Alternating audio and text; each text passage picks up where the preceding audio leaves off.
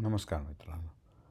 Doctor Suniti Vaidya, inspirational kits and concepts या सत्राखाली आपण वेगवेगळे विषय बघत असतो. आज असाच एक नवीन विषय आपल्याकडे आपण घेऊन आलेलो आहोत, तो म्हणजे फिटनेस ट्रेनर. आजच्या धकाधकीच्या जगामध्ये आपल्या आयुष्याकडे, आपल्या तब्येतीकडे लक्ष द्यायला आपल्याला वेळ नसतो. तरी आपण जेवढा आपल्याच्याने फिटनेस, आपली हालचाल चालू ठेवता येईल सगळ्या अवयवांची, आणि जेवढी मेहनत करता येईल तेवढं करायचा प्रयत्न करत असतो. पण थोडक्या वेळात किंवा आपण ज्या ठिकाणी काम करतो आहे, बसलेलो आहोत, अशा ठिकाणी कशा प्रकारचे व्यायाम किंवा कशा प्रकारचं जर आपण काही एक्झरसाइज करत राहिलो तर त्यांनी आपली तब्येत कशी चांगली ठेवता येईल.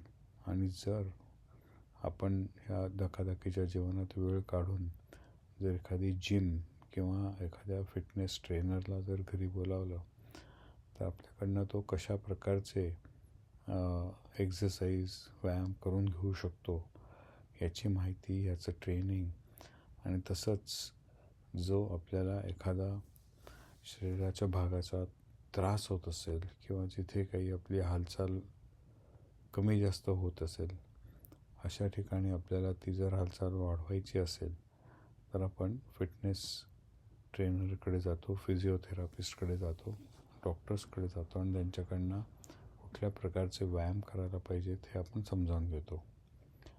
पण हे झालं नित्य याच्यात.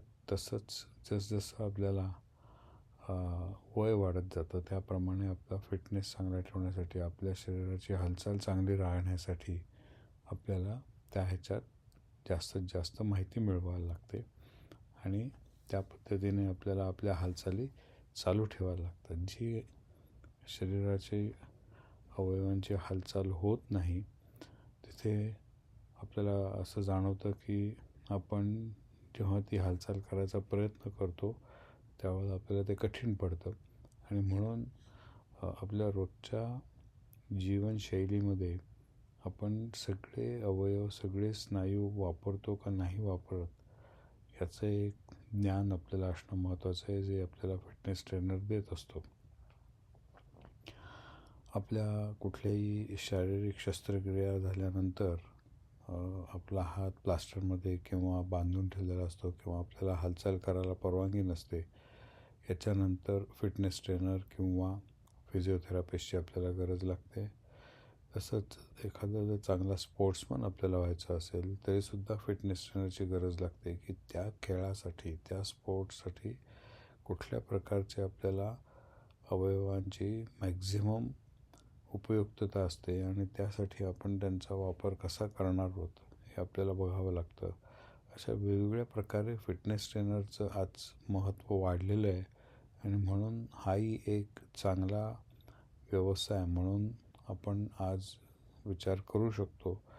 आणि त्याची थोडक्यात माहिती नंतर आपण डिटेलमध्ये बघतोच प्रत्येक कोर्सचं, पण या कोर्ससाठी सुद्धा अशा प्रकारे आपण बघणार आहोत. आता इथे आपण बघताय की फिटनेसचे 5 अर्थ काय आहेत. त्याच्यामध्ये पहिलं असं आहे की आपण जसं म्हटलं तसं की आपल्या रोजच्या राहण्यात आजारपणाचा धोका कमी करण्यासाठी आणि आपल्या जो स्टॅमिना आहे किंवा ऊर्जेची पातळी आहे त्याची एनर्जी जास्तीत जास्त ठेवण्यासाठी आपण शारीरिक तंदुरुस्तीचे 5 घटक आहेत ते संपूर्ण आरोग्य व कल्याणसाठी आवश्यक आहेत. हृदय व त्याची रक्तवाहिन्या, जो आपण कुठलाही एक्सरसाइज करायला जातो त्यावेळेला हृदयावरती आपले स्पंदनं वाढतात आणि त्याची जी एक रक्तवाहिन्यांची जी सहनशक्ती आहे, स्नायूंची ताकद आहे, स्नायूंची सहनशक्ती आहे, तशीच लवचिकता आणि शरीराची रचना हे याच्यामध्ये जास्त करून या फिटनेस ट्रेनरना शिकवलं जातं. आणि त्याच्याद्वारे मग आपण एकतर आपली कमिटमेंट पाहिजे, म्हणजे आपल्याला एक वचनबद्धता पाहिजे. दुसरं आपलं जे आहे ते चांगलं कम्युनिकेशन पाहिजे की आपण कसं व्यायाम करतो आहे, कसं आपण त्याच्यातनं आपली सुधारणा करून घेतो आहे.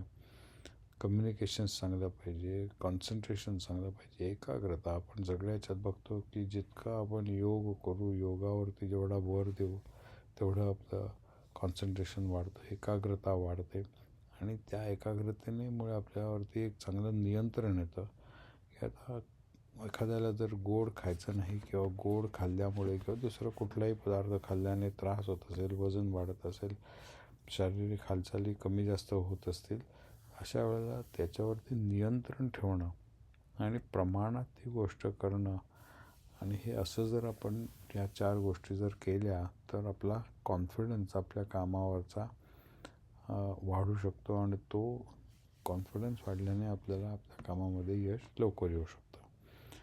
तसंच आपला आहार चांगला पाहिजे, पोषण चांगलं पाहिजे, प्रत्येकाने व्यायाम करायला पाहिजे, विश्रांती ही अत्यंत महत्त्वाची आहे. असं म्हटलं जातं की 24 तासातले कमीत कमी तुम्ही दर 4 तासाने एक 10 मिनटाची तरी विश्रांती घ्यायला पाहिजे आणि झोप ही जी आहे ही कमीत कमी 7 ते 8 तास हे झोप असायला पाहिजे आपल्याबरोबर. तर अशा पद्धतीचे काही ठोकताळे हे फिटनेस ट्रेनर्स तुमच्या सवयीप्रमाणे, एखाद्याला जर नाईट शिफ्ट असेल, एखाद्याला जर सेकंड शिफ्ट असेल, घरी यायला उशीर होत असेल, 12 वाजल्याच्या नंतर तो घरी येत असेल रात्रीचे, तर त्याला सकाळी 6-7 वाजता जसं आपलं बाकीच्या लोकांची कामं चालू होतात, तर त्या ह्याच्यामध्ये सुद्धा शांतता कशी मिळून त्याला झोप मिळू शकेल, ती जर नाही झाली तर दुपारी त्याला कशी झोप घेता येईल, हा सगळा विषय आपल्याला मांडायला लागतो व बघायला लागतो. वजन हे एक फार मोठं मोजमाप आपल्याला दिलेलं आहे की आपल्या उंचीप्रमाणे आपलं वजन किती असायला पाहिजे. बॉडी मास इंडेक्स जो म्हणतात, तर तो आहे.